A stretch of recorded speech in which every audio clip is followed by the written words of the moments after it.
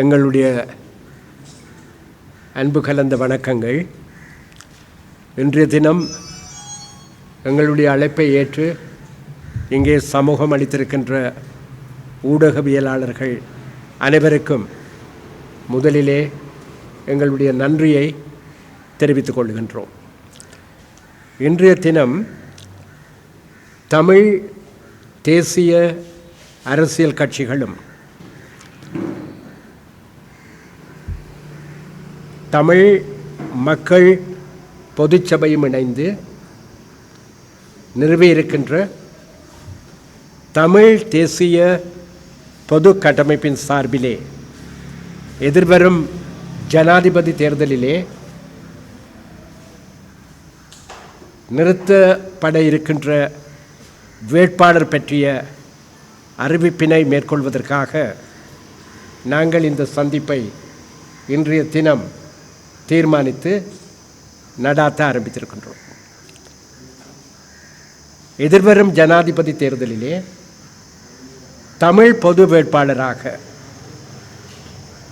ஒருவரை தேர்ந்தெடுத்து நிறுத்த வேண்டுமென்று நாங்கள் அனைவரும் மேற்கொண்ட முடிவின் பிரகாரம் நீண்ட ஆழமான பரந்துபட்ட ஆலோசனைகளுக்கு பிறகு, கலந்துரையாடல்களுக்கு பிறகு இந்த விடயத்திலே சம்பந்தப்பட்டிருக்கும் அனைத்து அரசியல் அம்சங்களையும் பொறுப்போடும் நிதானத்தோடும் அலசி ஆராய்ந்த பிறகு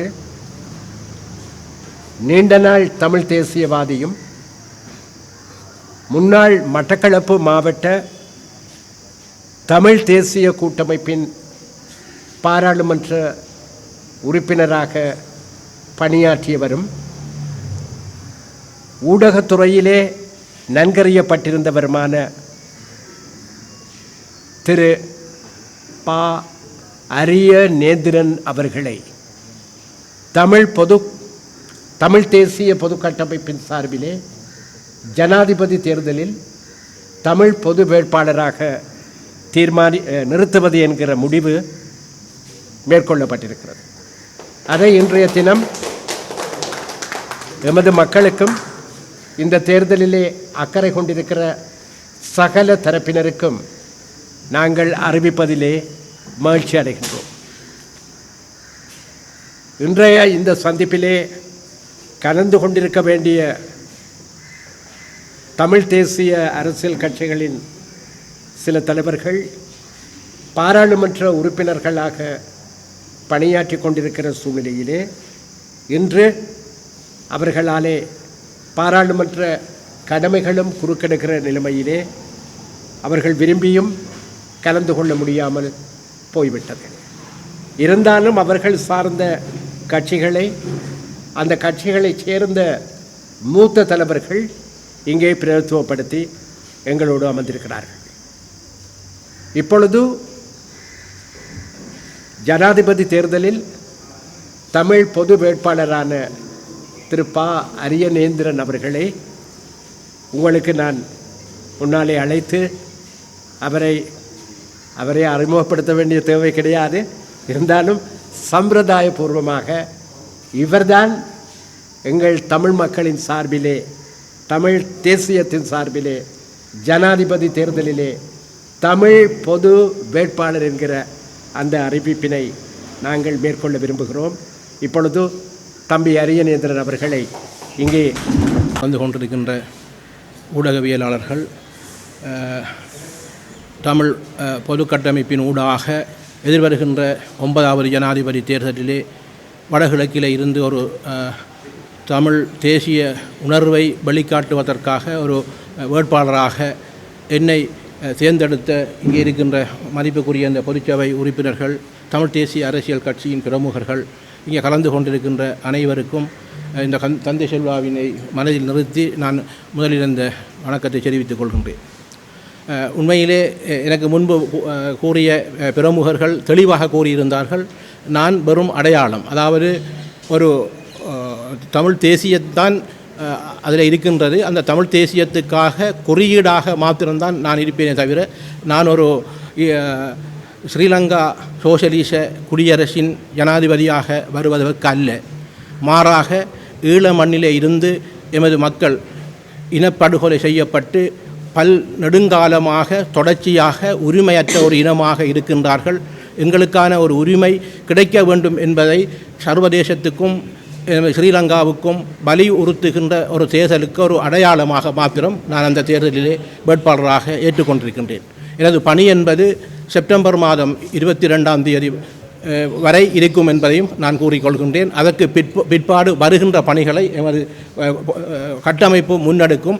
அவர்களுக்காக நான் அந்த பணியை இந்த தேர்தலில் ஒரு வேட்பாளராக நிறுத்தப்படும் என்பதற்காக மாத்திரம் நான் இதிலே ஏற்றுக்கொண்டிருக்கின்றேன். இதுதான் எனது உண்மையான நிலைப்பாடு. உண்மையிலே நீங்கள் பார்ப்பீர்களாக இருந்தால் தந்தை செல்வா அவர்கள் ஆக இருக்கலாம், தலைவர் பிரபாகரனாக இருக்கலாம், அல்லது எங்கள் இறுதியாக மரணித்த எங்கள் சம்பந்தன் ஐயாவாக இருக்கலாம். 3 தலைவர்களை வழியிலே நாங்கள் பல பேர் அதில் இடையிலே இருந்தாலும் கூட நாங்கள் வழி நடத்தப்பட்டிருந்தோம். இந்த 3 தலைவர்களிலே இருந்து நாங்கள் நிறைவேற்று அதிகாரம் கொண்ட ஜனாதிபதி முறை 1978ஆம் ஆண்டு அரசியலமைப்பிலே கொண்டு வந்தாலும் கூட தந்தை செல்வா அவர்கள் அந்த அமைப்பு அந்த விதி வருவதற்கு முன்பே அவர் மரணித்து விட்டார். ஆனால் தந்தை செல்வா அவர்களின் போராட்டம் என்பது அகிம்சை ரீதியான போராட்டமாக மாறி அதிலே பல ஒப்பந்தங்கள் செய்யப்பட்டு பல ஏமாற்றங்களை கண்டதன் நிமித்தமாக 1976ஆம் ஆண்டு மே மாதம் 14ஆம் தேதி வட்டுக்கோட்டை தீர்மானம் நிறைவேற்றப்பட்டது. அது வடகிழக்கிலே இருக்கக்கூடிய 23 தொகுதிகளிலே தமிழர் விடுதலை கூட்டணி மூலமாக வேட்பாளர்கள் நிறுத்தப்பட்டிருந்தார்கள். அதிலே 18 வேட்பாளர்கள் வெற்றி பெற்று ஒரு அங்கீகாரம் கிடைத்தது. அந்த அங்கீகாரம் என்பது சமஷ்டி அடிப்படை தமிழீழம்தான் தமிழர்களுக்கான கோரிக்கையாக ஏற்று அதனை அங்கீகரித்திருந்தோம். அதற்கு பிற்பாடு 36 விடுதலை இயக்கங்கள் போராட்டத்தில் ஈடுபட்டிருந்தது. இந்த 36 விடுதலை இயக்கங்களிலே இருந்து இறுதியாக தமிழீழ விடுதலை புலிகள் இயக்கம் அதிலே போராட்டத்திலே ஈடுபட்டிருந்தது. நான் இந்த சொல்லுகின்ற விடயம் என்னவென்றால் 1976ஆம் ஆண்டு ஒரு தீர்மானம் எடுக்கப்பட்ட போது அந்த தீர்மானத்துக்கு மக்கள் அணிதிரண்டு அதிலே வாக்களித்து அந்த தீர்வை அதுதான் எங்கள் கொள்கை என்பதை காட்டியிருந்தார்கள். அதற்கு பிறகு 2000ஆம் ஆண்டு ஆரம்பிக்கப்பட்ட முயற்சி 2001ஆம் ஆண்டு தமிழ் தேசிய கூட்டமைப்பு உருவாக்கப்பட்ட போது இங்கே இருக்கின்ற நாங்கள் 22 பாராளுமன்ற உறுப்பினர்கள் ஒரு அங்கீகாரத்தை பெற்றிருந்தோம். இந்த 2 விடயங்களை நாங்கள் பார்க்கின்ற போது அகிம்சை ரீதியான போராட்டத்திலே ஒரு வாக்கெடுப்பிலே நாங்கள் மக்களிடம் கேட்டு அதிலே ஒரு சில விடயங்களை முன்னிலைப்படுத்தியிருந்தோம். ஆயுத போராட்ட காலத்திலும் நாங்கள் 2004ஆம் ஆண்டு மக்களிலே ஒரு கணிப்பீடு அல்ல ஒரு மக்களின் சக்தியை காட்டியிருந்தோம். இந்த 2 தேர்தல்களை நாங்கள் பார்க்கின்ற போது ஒன்று தொகுதி ரீதியான தேர்தலில் 18 தொகுதியில் வெற்றி பெற்றிருந்தோம். இரண்டாவதாக பார்க்கின்ற போது 22 மாவட்ட ரீதியான விகிதாச்சார தேர்தல் முறையிலே நாங்கள் 22 பேரை வெற்றி பெற்றிருந்தோம். ஆனால் இந்த போராட்டங்கள் 2009 மே 18க்கு பிறகு மௌனிக்கப்பட்டு விட்டது. இந்த 2009-18க்கு பிறகு மௌனிக்கப்பட்டதுக்கு பிறகு எங்கள் போராட்டம் இராஜதந்திர ரீதியாக செயல் வடிவம் பெற்றிருக்கின்றது. அதில் விடுதலை புலிகளின் தியாகம், தமிழ் மக்களின் தியாகம், தந்தை செல்வா காட்டிய வழி என்று நாங்கள் போய்கொண்டிருக்கின்றோம். இந்த 15 ஆண்டுகளில் நாங்கள் பெற்ற அனுபவம் என்ன? ஆகவே இந்த 15 ஆண்டுகளில் மௌனிக்கப்பட்டதாக தலைமைத்துவம் மௌனிக்கப்பட்டதாக அல்லது எங்கள் தலைமைத்துவம் கூடியதாக நாங்கள் இருந்து கொண்டிருக்கின்றோம். சர்வதேச ரீதியாக நாங்கள் பேச்சுவார்த்தைக்கு போகின்ற போது சர்வதேசங்கள் கூறுகின்ற விடயம் என்னவென்றால் நீங்கள் ஒரு குரலில் பேசுங்கள், ஒரு கருத்துடன் வாருங்கள் என்ற விடயம் அதில் முன்வைக்கப்படுகின்றது. ஆக இந்த விடயங்களை நாங்கள் சீர்தூக்கி பார்க்கின்ற போது ஒரு குரலில் ஒருமித்த கருத்துக்களை எடுப்பதற்காக இப்பொழுது இருக்கின்ற ஜனாதிபதி தேர்தலிலே ஒரு வேட்பாளரை நிறுத்தி ஒட்டுமொத்தமாக ஒரு இலக்குக்காக நாங்கள் அந்த வாக்குகளை அளிக்கின்ற போது தமிழ் மக்கள் திரண்டு அதுக்கு ஒரு தமிழ் மக்களுக்கான பிரச்சனை இருக்கின்றது என்பதை காட்டி அதன் மூலமாக நாங்கள் அடுத்த கட்டத்தை கொண்டு செல்வதற்காக ஒரு வாய்ப்பாக இருக்கும் என்பதற்காகத்தான் இந்த முயற்சியை இவர்கள் எடுத்திருக்கின்றார்கள். இந்த முயற்சியிலே நான் உண்மையிலே நான் இறுதியாக நான் ஒரு தமிழ் தேசியவாதியாக 1976ஆம் ஆண்டு வட்டுக்கோட்டை தீர்மானம் எடுத்த நாளிலிருந்து இன்று வரையும் ஒரு தமிழ் தேசியவாதியாக இருக்கின்றேன். பாராளுமன்ற தேர்தல் அரசியலிலே நான் சென்றது 2004ஆம் ஆண்டு. நான் அதுக்கு முன்பு இருந்து குறியீடாக அல்லது அதுக்கான தெளிவாக ஊட்டலாக நான் இருந்து கொண்டிருக்கின்றேன். பலர் என்னிடம் இங்கே இருக்கின்றவர்கள் பலர் கேட்கின்ற போது நான் கூறின விடயம் என்னவென்று நான் மறுக்கவில்லை. 46 பேர் இருந்தபொழுது எல்லோரையும் பரிசீலித்து இறுதியாக எவரும் இல்லை என்ற பட்சத்திலே நான் வருவதற்கு தயாராக இருக்கின்றேன் என்று கூறியிருந்தேன். இறுதியாக எங்கள் தவராச ஐயா அவர் மிகவும் எனக்கு உதவி செய்தவர். 2008ஆம் ஆண்டு தொடக்கம் நான் அவருடன் நெருங்கி பழகிற ஒரு குடும்ப நண்பனாக இருக்கின்றேன். அவரையும் பேரை நான் தான் அவரிடம் கொடுத்திருந்தோம். அவரும் எனது பேரும் தான் அவர்கள் இறுதியாக இருந்தது. இருந்தாலும் கூட இப்பொழுது எங்கள் சட்டத்தரணி எங்கள் தவராச அண்ணன் அவர்கள் தம்பியாக இருக்கிறார் நினைக்கிறேன், நான் ஐயாண்டு சொல்கின்றேன். அவர்களும் எனவும் இருந்து இப்போ இறுதியாக என்ன அவர்கள் தெரிவு செய்திருக்கின்றார்கள். அவர் என்னிடம் கூறியிருந்தால் அறியாம் நீர் அல்லது நான் அல்லது நான் அல்லது நீர் இருவரில் ஒருவர் வந்தால் எங்களுக்கு அந்த ஆட்சேபனை இல்லை என்று அவர் ஏற்கனவே என்னிடம் பலமுறை கூறியிருந்தார். அதுபோன்று நானும் அவரிடம் கூறியிருந்தேன், நீங்கள் உங்களை என்னால் தெரிவு செய்வது நான் அல்ல, தெரிவு செய்ததற்கு பிறகு உங்களை தெரிவு செய்யப்பட்டால் பூரணமான உதவியை நான் செய்வேன் என்று கூறியிருந்தேன். அதுபோன்று அவரும் என்னிடம் கூறியிருந்தார். அந்த வகையிலே என்னை தெரிவு செய்யப்பட்டிருக்கின்றார்கள். குறைந்தபட்சம் அல்லது கூடிய பட்சம் நான் அந்த ஒரு குறியீடாக இருந்து தமிழ் தேசியத்தின் குறியீடாக இருந்தது. ஏனென்றால் ஸ்ரீலங்காவின் தேர்தல் சட்டம் என்பது ஒரு மனிதர் அதிலே கேட்க வேண்டும், மனிதர் பேர் அங்கே வர வேண்டும். அதுக்காக அந்த மனிதராக என்ற பேர் அதிலே குறிக்கப்பட்டிருக்கிறது, அவ்வளவுதான் அதிலே போடப்பட்டிருக்கிறது. ஆகவே நான் வாக்குறுதி தருவதற்கோ வாக்குறுதி தந்து அபிவிருத்தி செய்ய போகிறோம் என்பதற்கோ அல்லது பொருளாதாரத்தை மீட்சி கொண்டு செல்வோம் என்பதற்காக நான் இந்த தேர்தலிலே போட்டியிடவில்லை. இப்பொழுது இருக்கின்ற தேர்தலை நாங்கள் பார்க்கின்ற போது இதில் 4 வேட்பாளர்கள் போட்டியிடுகின்றார்கள். 4 வேட்பாளர்களும் கடந்த ஜனாதிபதி தேர்தலிலே போட்டியிட்டு தோல்வி அடைந்தவர்கள் 3 பேர் இருக்கின்றார்கள். இப்பொழுது நாமல் ராஜபக்சே, நான் பிரதான வேட்பாளரை மாத்திரம் சொல்லுகின்றேன். இந்த 4 வேட்பாளர்களிலே நாங்கள் பார்க்கின்ற போது இப்பொழுது இருக்கின்ற ஜனாதிபதி அவரை கூறுகின்றார், 2004ஆம் ஆண்டு விடுதலை புலிகளை பிரித்ததற்கு மூல காரணமாக இருந்தவர் நான் என்று கூறுகின்றார். அதை அங்கீகரித்து கருணா என்கின்றவர் அங்கு பேசுகின்றார், மஹிந்த ராஜபக்சே அவர்கள் என்னை பிரிக்கவில்லை, இவர்தான் என்னை பிரித்தார் என்று புகழாரம் கூறுகின்றார்.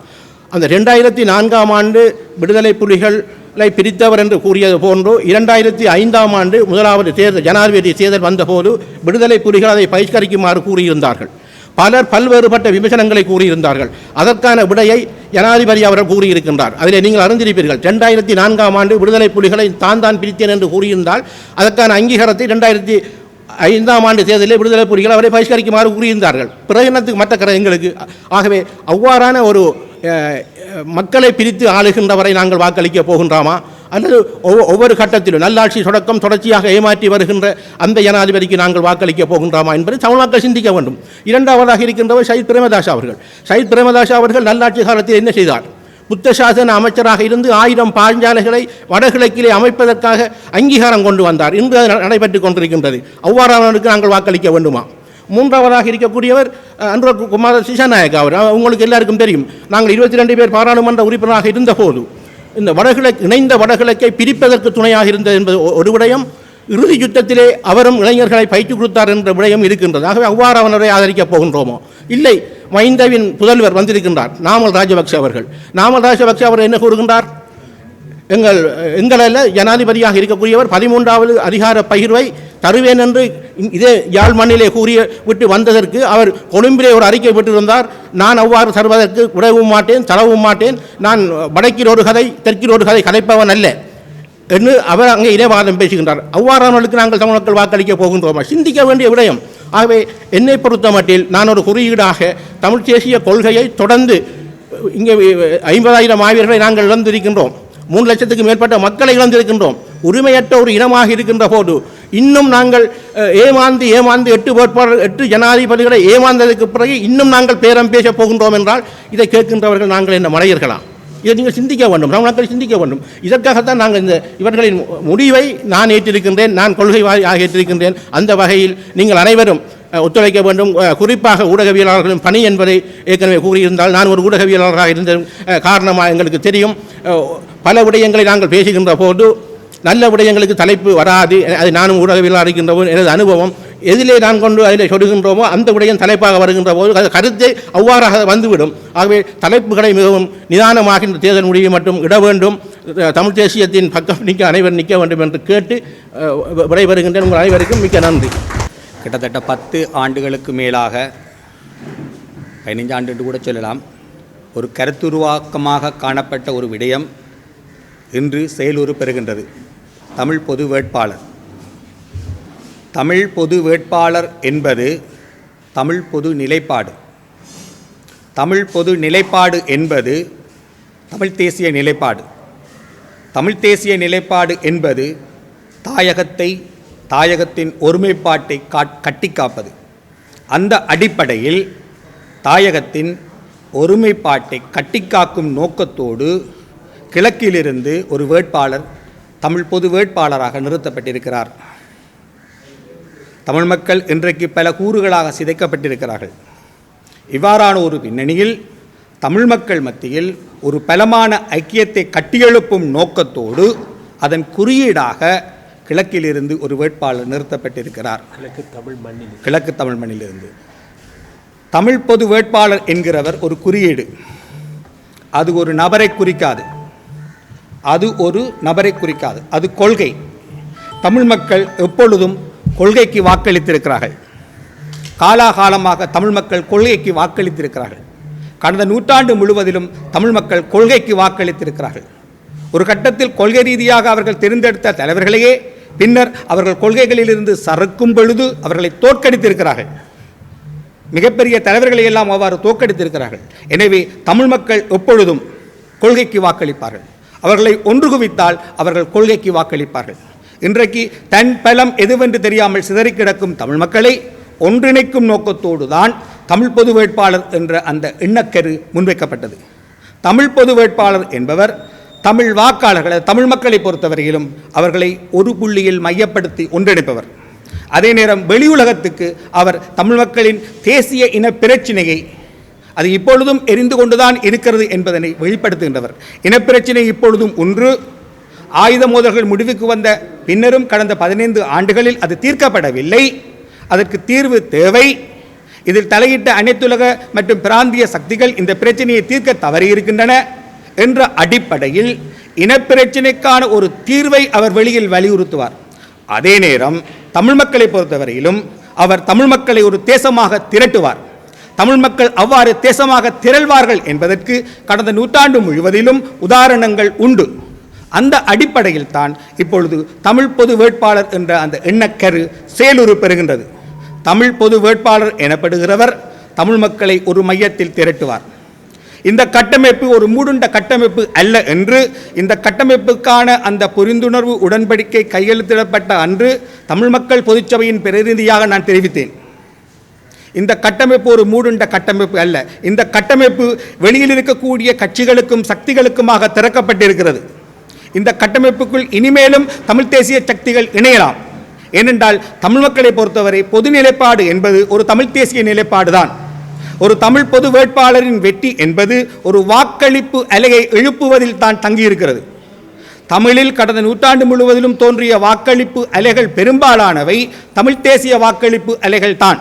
எனவே ஒரு தமிழ் தேசிய வாக்களிப்பு அலையை உருவாக்கப் போகிறோம் என்று சொன்னால் வெளியில் இருக்கக்கூடிய தமிழ் தேசிய நிலைப்பாட்டை கொண்ட கட்சிகளையும் தரப்புகளையும் உள்வாங்க வேண்டும்.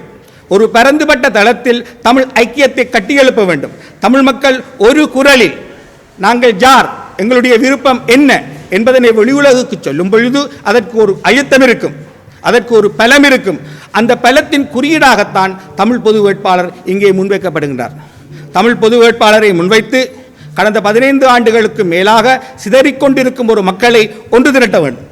அவ்வாறு ஒன்று திரட்டுவதற்கு ஊடகங்களாகிய நீங்களும் ஒத்துழைக்க வேண்டும். ஊடகங்களின் கைகளில் தான் இருக்கு. இன்றைக்கு பங்களாதேஷில் நடப்பது, கென்யாவில் நடப்பவை, இவைகளை எல்லாம் தொகுத்து பார்க்கும் பொழுது சமூக வலைத்தளங்களின் காலம், யூடியூப்களின் காலம், ஒரு தேசத்தை திரட்டுவதில் ஊடகங்களுக்கு பெரிய பங்கு உண்டு. இந்த அடிப்படையில் ஒரு தேசத்தை திரட்டுவதற்கு தமிழ் தேசிய நிலைப்பாட்டை கொண்ட எல்லாரையும் ஒரு புள்ளியில் கொண்டு வந்து இணைப்பதற்கு ஒரு வேட்பாளர் இப்பொழுது உருவாக்கப்பட்டிருக்கிறார். இவர் ஒரு குறியீடு. இது தமிழ் ஐக்கியத்தின் குறியீடு. இந்த தமிழ் ஐக்கியத்துக்கூடாக நாங்கள் ஒரு குரலில் உலகத்துக்கு எங்களுடைய பிரச்சனையை எடுத்துச் செல்வோம். எனவே தமிழ் பொது வேட்பாளரின் வெற்றி எனப்படுவது ஒரு தமிழ் தேசிய வாக்களிப்பு அலையை உருவாக்குவதில் தான் தங்கியிருக்கிறது என்ற அடிப்படையில் இந்த கட்டமைப்பு தமிழ் தேசிய நிலைப்பாட்டை கொண்ட அனைவருக்குமாக திறக்கப்பட்டிருக்கிறது. எதிர்காலத்தில் இந்த கட்டமைப்புக்குள் வெளியில் இருக்கும் தரப்புகளும் இணைய வேண்டும். இணைவதன் மூலம்தான் நாங்கள் தமிழ் மக்களை ஒரு மையத்தில் திரட்டலாம்.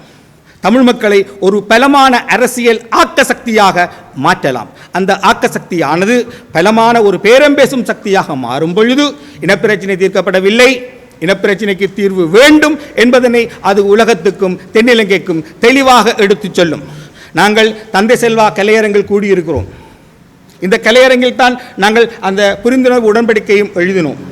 தந்தையின் சிலை பின்னுக்கு உண்டு. அவர் ஒரு புரொட்டஸ்தாந்து கிறிஸ்தவர். ஆனால் பெருமளவு இந்துக்களை கொண்ட தமிழ் மக்கள் மதம் பார்த்து அவரை தந்தை என்று அழைக்கவில்லை. அவரை தேசிய தந்தை என்று, அவரை தேச பிதா என்று அழைத்தார்கள். ஈழத்து காந்தி என்று அழைத்தார்கள். மதங்கடந்து எங்கள் மக்கள் கொள்கையின் பக்கம் நின்றவரை ஆதரித்தார்கள். மதங்கடந்து எங்கள் மக்கள் கொள்கையின் பக்கம் நின்ற ஒருவரை ஈழத்து காந்தி என்று அழைத்தார்கள். எனவே எங்களுடைய மக்கள் மதத்தால், பிரதேசத்தால், சாதியால், சமயத்தால், இன்னபிற விடயங்களால் சிதறடிக்கப்படக்கூடிய ஒரு மக்கள் அல்ல. ஆனால் துரதிருஷ்டவசமாக கடந்த 15 ஆண்டுகளுக்கு மேலாக சிதறடிக்கப்பட்டு கொண்டிருக்கிறோம். எனவே அவர்களை மீள நாங்கள் ஒன்றிணைக்க வேண்டும் என்ற அடிப்படையில் தான் எங்கள் மக்கள் பிராந்தியங்களின் பேரால், பிரதேசங்களின் பேரால் பிரிக்கப்பட முடியாதவர்கள் என்பதனை மீண்டும் அவர்கள் நிரூபிப்பார்கள். அதற்காகத்தான் கிழக்கு மையத்திலிருந்து, தமிழர் தாயகத்தின் கிழக்கு மையத்திலிருந்து ஒரு வேட்பாளர் இங்கே நிறுத்தப்படுகிறார். தமிழ் பொது வேட்பாளர் எனப்படுகிறவர் தமிழ் பொது நிலைப்பாட்டின் குறியீடு. தமிழ் பொது நிலைப்பாடு எனப்படுவது தமிழ் தேசிய நிலைப்பாடு தான். நன்றி. தமிழ் தேசிய பொது கட்டமைப்பின் சார்பாக 2024 ஆண்டு வருகிற செப்டம்பர் மாதம் 21ஆம் தேதி நடக்க இருக்கின்ற இலங்கை ஜனாதிபதி தேர்தலில் தமிழ் மக்களினுடைய ஒரு பொது வேட்பாளராக கிழக்கு மாகாணம் மட்டக்களப்பை சார்ந்த முன்னாள் பாராளுமன்ற உறுப்பினர் திரு அரியநேந்திரம் அவர்களை நாங்கள் தமிழ் மக்களினுடைய பொது வேட்பாளராக இன்று நியமித்திருக்கின்றோம். இந்த பொது வேட்பாளர் என்று சொன்ன விடயம் கடந்த பல மாதங்களாக உள்நாட்டிலும் புலம்பெயர் தேசங்களிலும் இது பற்றிய பாரிய கருத்து பரிமாற்றங்கள், விவாதங்கள் பல நடைபெற்று ஒரு பொது வேட்பாளருடைய அவசியம் பற்றி நீண்ட கால ஆலோசனைகளுக்கு பிற்பாடு இந்த பொது வேட்பாளர் என்பவர் நிறுத்தப்பட்டிருக்கின்றார். 2009ஆம் ஆண்டு யுத்தம் முடிந்திருந்தது. ஆனால் யுத்தம் முடிந்து இன்று 15 வருஷங்கள் ஆகியிருக்கக்கூடிய சூழ்நிலையிலும் கூட எந்த ஒரு அரசாங்கமும் தமிழ் தேசிய இன பிரச்சனைக்கான தீர்வை முன்வைக்கவும் இல்லை. ஒரு ஆர்வத்துடன் அந்த பிரச்சனைகளை பேசி தீர்க்க முன்வரவும் இல்லை. யுத்தத்துக்கு பிற்பாடு தென்பகுதியில் இருந்து வந்த பல ஜனாதிபதி வேட்பாளர்களுக்கு நாங்கள் வாக்களித்திருக்கின்றோம். அதில் ஒரு சிலர் வென்றிருக்கிறார்கள், ஒரு சிலர் தோற்றிருக்கலாம். வென்றவர்களோ தோற்றவர்களோ தமிழ் மக்களினுடைய தேசிய இன பிரச்சனைக்கு தீர்வு காண வேண்டும், அதனை ஒரு முடிவுக்கு கொண்டு வர வேண்டும் என்ற எந்த அடிப்படை சிந்தனையும் அவர்களிடம் இருந்ததாக தெரியவில்லை. மாறாக 2009ஆம் ஆண்டுக்கு பிற்பாடு, அதாவது யுத்தத்துக்கு பிற்பாடு மிக பெரிய அளவில் ஒரு சிங்கள பௌத்த மேலாதிக்கத்தை வடக்கு கிழக்கில் நிறுவுகிற ஒரு வேலை தொடர்ந்து இன்றும் நடைபெற்று கொண்டிருக்கின்றது. அது அம்பாறையில் நடைபெறுகிறது, மட்டக்களப்பில் நடைபெறுகிறது, திருவோணமலையில் நடைபெறுகிறது, வவுனியாவில், யாழ்ப்பாணத்தில், முல்லைத்தீவில் என்று சகல இடங்களிலும் அது நடைபெற்று கொண்டிருக்கின்றது. இது தொடர்பாக ஜனாதிபதியுடன், அரசாங்கத்துடன், பாராளுமன்ற உறுப்பினர்கள் பல தடவை பேசியிருந்தாலும் கூட ஆக்கப்பூர்வமான நடவடிக்கைகள் எதுவும் மேற்கொள்ளப்பட்டதாக இல்லை. ஆகவே நாங்கள் தமிழ் மக்கள் அவர்களை நம்பி வாக்களித்தாலும் கூட அந்த நம்பிக்கைக்கு உகந்த வகையில் இலங்கையில் ஒரு சுமூகமான, ஸ்திரமான அரசியல் சூழ்நிலைகளை ஏற்படுத்தக்கூடிய வகையில் தமிழ் மக்களுடைய இந்த பிரச்சனைக்காக ஒரு நீண்ட நெடிய போராட்டம் நடைபெற்று பல லட்சம் மக்கள் போராளிகள் கொல்லப்பட்ட பிற்பாடும் கூட அரசாங்கம் அதற்கான ஒரு முடிவை காணவில்லை என்பது நாங்கள் எல்லோரும் சிந்திக்க வேண்டிய விடயம். ஆனால் யுத்தத்துக்கு பிற்பாடு நாங்கள் அரசியல் கட்சிகளாக, குழுக்களாக, பல தரப்புகளாக பிரிந்து நின்றது என்பது அவர்களுக்கு மிக ஆரோக்கியமான ஒரு விடயமாகவும் இருந்தது. எங்களை கையாள்வதில் அவர்களுக்கு ஒரு ஆரோக்கியமான இடத்தை அது ஏற்படுத்தி கொடுத்தது. இவை மாற்றப்பட வேண்டும்.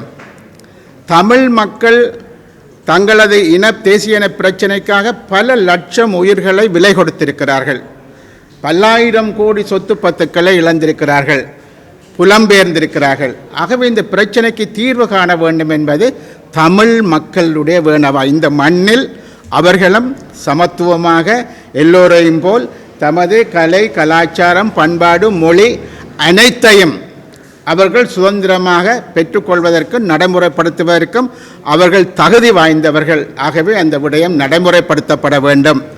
ஆனால் இலங்கையில் ஏற்பட்ட அரச வங்குரோத்து என்பது, பேங்க்ரப்சி என்பது, அவர் இலங்கையில் ஏதோ ஒரு பொருளாதார பிரச்சனை மாத்திரம்தான் இருக்கிறது, வேறு எந்த பிரச்சனையும் இல்லை என்ற ஒரு பிம்பத்தை சர்வதேச ரீதியாக உருவாக்க பார்க்கிறார்கள். ஆனால் இங்கு அது அல்ல. இங்கு ஒரு தேசிய இன பிரச்சனை என்பது ஒன்று இருக்கிறது, அது தீர்க்கப்பட வேண்டும். ஆகவே தான் நாங்கள் அந்த விடயத்தை வெளி உலகுக்கு கொண்டு வரவும், சிங்கள அரசியல் சமூகத்திற்கு தெளிவுபடுத்தவும், இந்த பிரச்சனை இன்னும் தீர்க்கப்படாமல் இருக்கிறது என்பதை ராஜதந்திர சமூகத்திற்கு தெளிவாக சொல்வதற்கும் நாங்கள் எடுத்துக்கொண்ட ஒரு ஜனநாயக பூர்வமான வழி என்னவென்றால், வடகிழக்கில் இருக்கக்கூடிய மக்கள் அதற்கு ஆதரவாக வாக்களிக்கின்ற பொழுது, லட்சக்கணக்கில் அணிதிரண்டு ஆதரவாக வாக்களிக்கின்ற பொழுது நிச்சயமாக இந்த பிரச்சனை தீர்க்கப்படவில்லை என்பதை வெளி உலகமும் ராஜதந்திர சமூகமும் எல்லாரும் மீண்டும் ஒரு முறை உணர வைக்கும். இது தீர்க்கப்பட வேண்டிய பிரச்சனை, தீர்க்கப்படாமல் இருக்கிறது, அரசு இதிலிருந்து நழுவி போக முடியாது என்ற விடயங்களை மிக தெளிவாக கொண்டு வருவது வெறுமனே அரசியல் கட்சிகள், சிவில் அமைப்புகளில் ஒட்டுமொத்தமான மக்கள் தங்களது வாக்கு மூலம் இந்த பிரச்சனை தீர்க்கப்பட வேண்டும் என்பதை மிக தெளிவாக வலியுறுத்துவதை நோக்கமாக கொண்டுத்தான் நாங்கள் ஒரு பொது வேட்பாளரை நிறுத்துவது என்ற தீர்மானத்திற்கு வந்திருக்கின்றோம். எங்களை பொறுத்தவரையில், நாங்கள் அறிந்தவரையில் வடக்கு கிழக்கு மாத்திரமல்ல, இலங்கையின் பல பகுதியில் இருக்கக்கூடிய தமிழ் மக்கள் எங்களுக்கு இதனை ஆர்வமுடன் வரவேற்றிருக்கிறார்கள். புலம்பெயர் தமிழ் மக்கள் ஆர்வமுடன் வரவேற்றிருக்கிறார்கள். ஆனால் ஒரு சிலர், அரசுக்கு சாதகமாக இருக்கக்கூடிய ஒரு சிலர் இதில் மாறுபட்ட கருத்துக்களை கொண்டிருக்கலாம். ஆனால் இந்த வர இருக்கக்கூடிய இந்த ஜனாதிபதி தேர்தலில் வடகிழக்கில், முக்கியமாக இலங்கை முழுவதுமாக இருந்தாலும் கூட குறிப்பாக வடகிழக்கில் இருக்கக்கூடிய எமது தமிழ் வாக்காளர்கள் பல லட்சங்களாக திரண்டு வாக்களிக்கின்ற பொழுது நாங்கள் இன்று எதிர்நோக்கி இருக்கிற பல பிரச்சனைகள், அது மட்டக்களப்பில் மேய்ச்சல் தரை பிரச்சனையாக இருக்கலாம், திருவோணமலை, கன்னியா, வெண்ணூருட்டு மற்றும் 20-30 புத்த கோயில்கள் கட்டுகின்ற பிரச்சனையாக இருக்கலாம், முல்லைத்தீவில் குருந்தூர் மலை பிரச்சனையாக இருக்கலாம், வவுனியாவில் வெடுக்கனாரி மலை பிரச்சனையாக இருக்கலாம். இந்த தொடர் பிரச்சனைகள் அனைத்திற்கும் நாங்கள் தீர்வு காணப்பட வேண்டுமாக இருந்தால் இந்த நிலைமைகள் மாற்றப்பட வேண்டும். ஆகவே இந்த பிரச்சனைகள் தீர்க்கப்பட வேண்டும் என்பதை மிக தெளிவாக சுட்டிக்காட்டி, தமிழ் மக்களுக்கு உரித்தான அவர்களுக்கான அந்த தீர்வு என்பது கொடுக்கப்பட வேண்டும். இதை மறக்கடித்து அரசாங்கம் வேறு ஒரு நிகழ்ச்சி நிரலில் செல்வதை ஏற்றுக்கொள்ள முடியாது என்ற அடிப்படையில் தான் நாங்கள் ஒரு பொது வேட்பாளர் தொடர்பான ஒரு தேவை இருக்கிறது என்ற முடிவுக்கு வந்தோம். அதன் பிரகாரம் இன்று நாங்கள் ஒரு பொது வேட்பாளரை நிறுத்தியிருக்கின்றோம். ஆகவே இங்கு முக்கியமாக இருக்கக்கூடிய பிரச்சனை, இப்பொழுது நாங்கள் ஒரு பொது வேட்பாளரை நிறுத்தப் போகிறோம் என்று சொன்னதன் காரணமாகத்தான் உங்கள் எல்லோருக்கும் தெரியும், வடக்குக்கு கிழக்கிற்கு ரணில் விக்ரமசிங்க வருகிறார், ஜேவிபி வருகிறது, சஜித் பிரேமதாச வருகிறார், நேற்றைய தினமும் ஒரு ராஜபக்ஷ வந்தார், விஜயதாச ராஜபக்ஷ வந்தார். ஆகவே இவர்களுக்கு இன்றைக்கு எங்கள் மக்களினுடைய வாக்கு பலம் அவர்களுக்கு புரிகிறது. ஆகவே தான் இங்கு தேடி வருகின்றார், அந்த வாக்குகளை பெற்றுக்கொள்வதற்கு தேடி வருகின்றார்கள். ஆகவே நாங்கள் எங்களது மக்களுக்கு நாங்கள் சொல்லக்கூடிய விஷயம், நாங்கள் 35 வருஷங்களுக்கு மேலாக போராடி பல லட்சம் உயிர்களை பலி கொடுத்து இன்றும் நாங்கள் போராட்ட களத்தில் நின்று கொண்டிருக்கிறோம். இன்றும் எங்களை புதைத்து அதற்குள் புல்லுகள் வளரக்கூடிய நிலையைத்தான் அரசாங்கம் யோசிக்கின்றது. கௌரவமாக இந்த பிரச்சனையை தீர்ப்பதற்கு அவர்கள் யோசிக்கவில்லை. ஆகவே இன்று எங்களுக்கு ஒரு தேவை ஏற்பட்டிருக்கிறது. தமிழ் மக்கள் இந்த மண்ணில் நிரந்தரமாக இந்த மண்ணை விட்டு ஓடாமல் இங்கே இருக்க வேண்டும் என்று சொன்னால் எமது பிரச்சனைகள் தீர்க்கப்பட வேண்டும். ஆகவே அந்த ஒரு தேவை கருதி முன்னர் இந்த பிரச்சனைகள் பல நாடுகளுக்கு சொல்லப்பட்டது. தமிழ் மக்களின் பிரச்சனைகளை தீர்க்கப்பட வேண்டும். இந்தியா பேசியது, அஞ்ஞா பொதுச் செயலாளர் வந்த பொழுது பேசினார், இப்படி பல தரப்புகள் பேசினார்கள். இன்று அதில் இருந்து வெளியேறி இலங்கை அரசாங்கம் வேறு ஒரு ட்ரக்கில், வேறு ஒரு தடத்தில் பிரயாணம் செய்ய முயற்சிக்கின்ற பொழுது அதனை தடுத்து நிறுத்தி தமிழ் மக்களது பிரச்சனைகள் தீர்க்கப்பட வேண்டும். அதனை ஒரு ஜனநாயக வழிமுறையின் மூலம் நாங்கள் லட்சக்கணக்கில் அணிதிரண்டு எடுத்து சொல்கின்றோம். அந்த அடிப்படையில் தான் நாங்கள் இன்று எமது வேட்பாளரை நிறுத்தியிருக்கின்றோம். நான் நம்புகின்றேன் இதனை ஒட்டுமொத்தமாக இலங்கையில் இருக்கக்கூடிய தமிழ் மக்கள், தமிழ் பேசக்கூடிய முஸ்லீம் மக்கள் இந்த பிரச்சனைகளை புரிந்து கொள்வார்கள். வெறுமனே தமிழ் மக்கள் மாத்திரம் பாதிக்கப்படவில்லை, இங்கு பாதிக்கப்படுபவர்கள் சிறுபான்மை இனம் என்ற அடிப்படையில் முஸ்லிம் மக்கள் பாதிக்கப்படுகிறார்கள், மலையக மக்கள் பாதிக்கப்படுகிறார்கள். ஆகவே அவர்களும் இதனை உணர்ந்து கொள்வார்கள் என்று நாங்கள் நம்புகின்றோம். அந்த அடிப்படையில் தான் நாங்கள் இன்று ஒரு பொது வேட்பாளரை நிறுத்தியிருக்கின்றோம். இங்கு பல பேர் வந்து சொல்கின்ற விஷயம் எல்லாம் நாங்கள் வந்தால் இந்த பொருளாதார பிரச்சனையை மாற்றுவோம் என்று பேசுகிறார்களே தவிர தமிழ் மக்களுடைய தேசிய இன பிரச்சனையை தீர்ப்பதற்காக இவர்கள் இன்று வரை ஒரு துரும்பை நகர்த்தவில்லை. யாராக இருந்தாலும் ஒரு துரும்பை நகர்த்தவில்லை என்பதுதான் உண்மையான விடயம். ஆகவே அந்த வகையில் ஒரு காத்திரமான முடிவு எடுத்திருக்கிறோம். ஜனநாயக தமிழ் தேசிய கூட்டணியைச் சேர்ந்த EPRLF, டெலோ, புலட், தமிழ் தேசிய கட்சி, ஜனநாயக போராளிகள், இதனை விட தமிழ் தேசிய பசுமை இயக்கம் மற்றும் தமிழ் மக்கள் கூட்டணி ஆகிய அனைவரும் நாங்கள் ஒன்று திரண்டிருக்கின்றோம். அதே போல தமிழ் மக்கள் பொதுச்சபை என்பது 80-100க்கு மேற்பட்ட பல்வேறுபட்ட சிவில் அமைப்புகளினுடைய பெரும் கூட்டமைப்பாக இருக்கிறது. அவர்களின் பிரதிநிதிகளாகத்தான் இவர்கள் இருக்கிறார்களே தவிர இவர்கள் தங்களுடைய குழுக்களே அல்ல, ஒட்டுமொத்தமான சிவில் சமூகத்தை பிரதிநிதித்துவப்படுத்துபவர்களாக அவர்களால் தெரிவு செய்யப்பட்டவர்களாகத்தான் இவர்களும் இங்கே இருக்கிறார்கள். ஆகவே இந்த அடிப்படையில் கிழக்கு மாகாணத்திலிருந்து நாங்கள் ஒருவரை தெரிவு செய்திருக்கிறோம். ஏனென்று சொன்னால் இந்த கிழக்கு மாகாணம் என்பது முக்கியமாக தமிழ் மக்களது கையை விட்டு போகக்கூடிய சூழ்நிலை. திருகோணமலையில் குடியேற்றம், அம்பாறை, அவ்வளவு. இன்றைக்கு மட்டக்களப்பு மாவட்டத்தில் கூட அங்கு மேய்ச்சல் தரங்களை கபலீகரம் பண்ணி சிங்கள மக்களை குடியேற்றி குறைந்தபட்சம் அந்த விவசாயிகளுடைய நிலங்களையே இல்லாமல் செய்கிற சூழ்நிலையில் அவர்கள் நூற்றுக்கணக்கான நாட்களாக போராடி அதற்கு கூட ஒரு தீர்வு எட்டப்படாத சூழ்நிலை தான் மட்டக்களப்பில் இருந்து கொண்டிருக்கிறது.